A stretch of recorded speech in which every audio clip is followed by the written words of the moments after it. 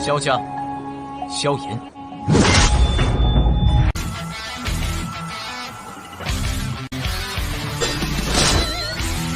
指缝中的光点燃了梦魇，站在天端俯瞰着世界无边无边。 Selamat datang di channel hiburan netizen. Mari kita lanjutkan part berikutnya dari cerita novel Donghua Battle Through the Heavens. Ini hanyalah full spoiler. Tanpa banyak kata demi menghemat kuota, segera kita mulai isi ceritanya. Mata Xiaoyan yang tertutup rapat tiba-tiba terbuka di dalam gua.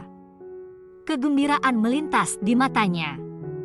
Kedua tangannya segera membentuk segel yang aneh dan tangisan yang agak tidak biasa dikeluarkan dari mulutnya.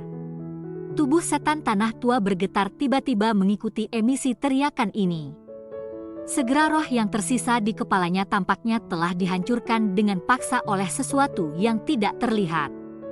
Ini berubah menjadi sejumlah titik cahaya yang tak terhitung jumlahnya yang tersebar padat di setiap bagian tubuhnya.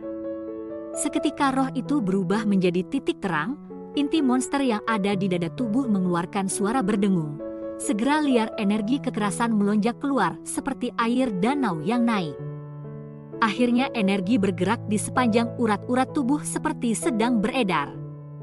Warna putih keabu-abuan di permukaan tubuh menjadi lebih padat mengikuti perubahan ini dalam roh dan inti monster. Ukuran seluruh tubuh juga perlahan menyusut.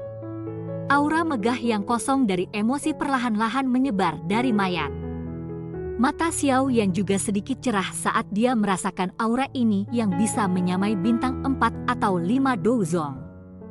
Dia dengan paksa mengendalikan sedikit kegembiraan di dalam hatinya. Dengan gerakan tangannya, sekelompok cairan emas gelap mengambang di depannya perlahan-lahan menghilang. Akhirnya itu tersebar ke mayat es yang dingin. Cici logam cair dengan suhu sangat tinggi mendarat di mayat dan segera membentuk gelombang kabut putih. Bau yang membara dipancarkan. Namun kulit yang bersentuhan dengan cairan tidak menunjukkan tanda-tanda rusak. Setelah penyempurnaan sebelumnya, kekuatan tubuh boneka sudah mencapai tingkat yang kuat. Kekuatan spiritual menyapu boneka ini seperti air banjir sementara solusi emas gelap perlahan-lahan mengotori seluruh tubuh. Dalam sekejap, asap kabut putih berbau menyebar dari tubuh boneka itu. Suara cici yang dipancarkan ketika suhu tinggi membuat kontak dengan kulit seseorang menyebabkan pori-pori seseorang untuk berdiri. Warna putih keabu-abuan digantikan oleh warna emas gelap ketika cairan benar-benar tersebar di atas boneka. Cahaya emas yang berkelap-kelip memberi kesan aneh bahwa itu sulit. Tatapan Xiaoyan melirik boneka yang ditutupi oleh campuran cair. Dia mengeluarkan nafas lembut. Segera dia melambaikan lengan bajunya dan api hijau giok sekali lagi melonjak keluar. Setelah itu benar-benar melilit boneka. Suhu yang sangat tinggi secara perlahan merembes keluar. Cairan berwarna gelap emas mulai perlahan-lahan masuk ke kulit boneka setelah pemanggangan suhu tinggi yang berulang-ulang. Dengan meningkatnya intensitas perambahan ini, warna tubuh boneka itu perlahan berubah menjadi hijau gelap. Itu tampak seperti sepotong perunggu sekilas, alis Xiaoyan merajut. Dia mempelajari warna wayang saat berubah menjadi lebih gelap. Dia berkata, hanya warna perunggu? Itu tercatat dalam gulungan bambu bahwa boneka setan langit dibagi menjadi 3 kategori, langit, bumi, dan manusia. Kategori langit adalah emas, kategori bumi adalah perak, sedangkan kategori manusia adalah perunggu. Warna yang ditampilkan boneka ini dengan jelas menunjukkan bahwa itu termasuk kategori terakhir di antara ketiganya. Tidak heran Xiaoyan agak tidak puas. Meskipun Xiaoyan merasa agak kecewa di dalam hatinya, dia tidak berhenti memanggang api dengan segera.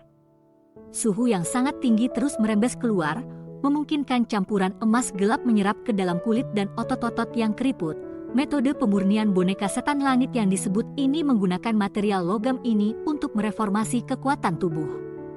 Jika seseorang melakukan ini saat masih hidup, kemungkinan besar dia akan mati dengan tubuhnya yang hancur berantakan. Namun boneka ini mampu sepenuhnya mengabaikan rasa sakit yang hebat seperti itu karena tidak memiliki indera apapun. Oleh karena itu, jika itu berhasil disempurnakan, boneka yang tidak mengenal teknik Do akan tetap memiliki tubuh fisik yang merupakan senjata pembunuh yang sempurna. Cahaya perak tiba-tiba muncul di atas kulit yang mengandung warna hijau pucat karena larutan emas gelap perlahan-lahan direndam oleh boneka. Cahaya perak yang tiba-tiba muncul tidak diabaikan oleh Xiaoyan. Matanya langsung menatap tubuh boneka itu dan sebuah kegembiraan dengan tenang muncul di dalam hatinya. Peningkatan jumlah cahaya perak mulai berkedip dan muncul saat mata Xiaoyan tetap terpaku di atasnya, tidak berkedip.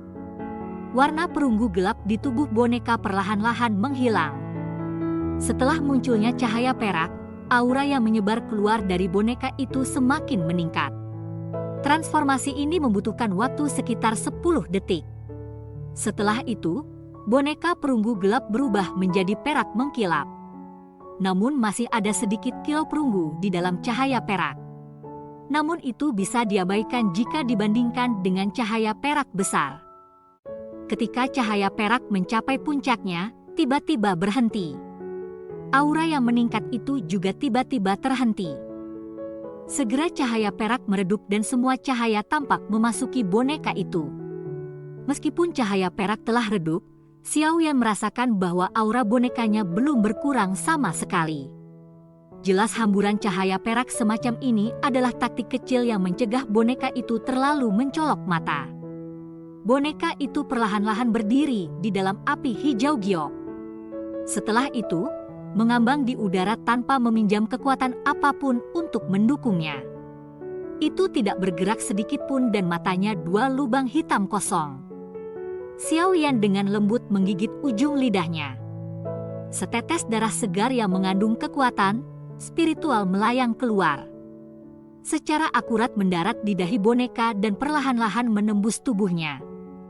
Pada akhirnya, itu membentuk titik darah merah gelap sebesar ibu jari.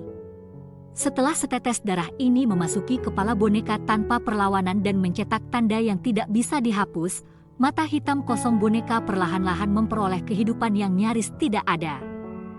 Mengubah lehernya yang agak kaku, menundukkan kepalanya dan melihat Xiaoyan duduk bersila di atas batu besar. Setelah itu, kakinya mendarat di tanah saat berlutut dengan satu lutut. Kepalanya perlahan-lahan diturunkan ke arah Xiaoyan.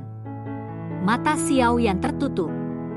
Ketika darah spiritual telah memasuki dahi boneka tadi, dia jelas merasakan bahwa arwahnya sepertinya telah terpisah menjadi 2. Salah satu dari mereka mengendalikan tubuh aslinya sementara yang lain mengendalikan boneka ini di depannya.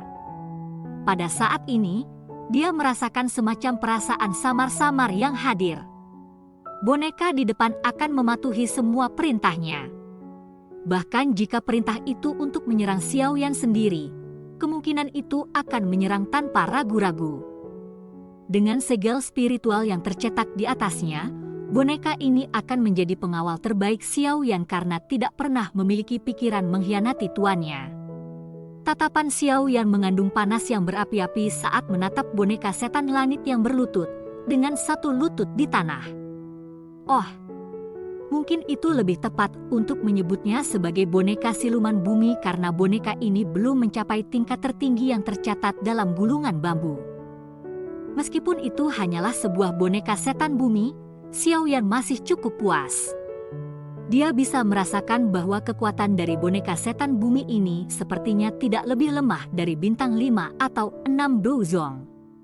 Tatapan Xiaoyan menyapu boneka setan bumi sesaat sebelum dia tiba-tiba tertawa. Tubuhnya bergerak dan bergegas keluar dari gua. Boneka setan bumi mengikuti di belakangnya. Mungkin karena kurangnya pengenalan, tetapi setiap kali salah satu kakinya mendarat, itu akan menyebabkan beberapa retakan seperti jaring laba-laba menyebar ke tanah.